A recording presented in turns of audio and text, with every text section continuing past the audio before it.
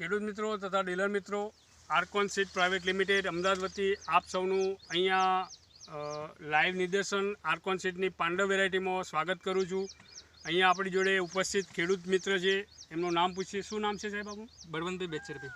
બળવંતભાઈ બેચરભાઈ, ગામ કયું છે? લીંબોદરા। લીંબોદરા ગામ છે। અને આ કયો કપાસ વાવ્યો છે તમે? પાંડવ સીડ। પાંડવ વાવ્યો છે એમ ને? કેટલા દિવસનો કપાસ થયો છે? અરે 90 દિવસ। 90 દિવસનો કપાસ। કેવો લાગ્યો તમને કપાસ? બહુ સારું છે।